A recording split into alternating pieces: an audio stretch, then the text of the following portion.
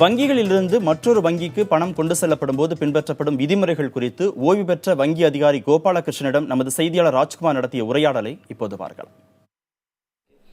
இவ்வளவு பெரிய தொகை பணம் ட்ரெயின்ல அனுப்பலாமா? அதே போல வேற எந்த வகையில இந்த பணம் கொண்டு போகலாம்? அதுக்கான வழிமுறை எதுவும் தனியா இருக்கா?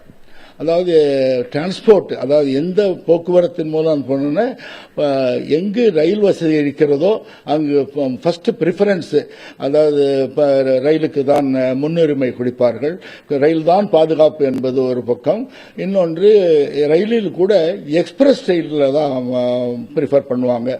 எக்ஸ்பிரஸ் ரயில் இருக்கும்போது என குறைந்தபட்ச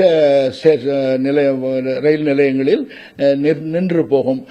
மற்றபடி அதிவேகமாக போகக்கூடிய எக்ஸ்பிரஸ்ல தான் கொடுப்பாங்க. அதுதான் நல்லது கூட.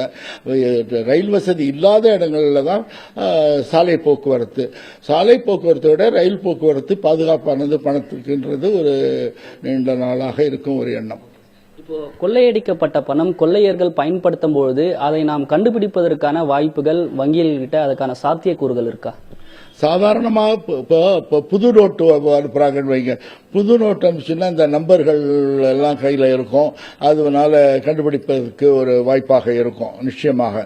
ஆனால் இந்த இன்ஸ்டன்ஸ்ல எல்லாம் பழைய நோட்டுகள், கிழிந்த நோட்டுகள், சாயில்டு நோட்டுங்கிறாங்க, செல்லாத, அதாவது உபயோகத்துக்கு லாயக்கில்லாத ஒரு நோட்டுன்னு சொல்றதுனால இந்த நம்பர்களோட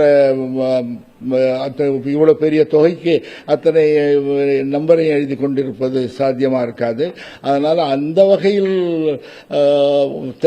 கண்டுபிடிப்பதற்கான வாய்ப்புகள் மிக குறைவுன்னு தான் சொல்லணும்.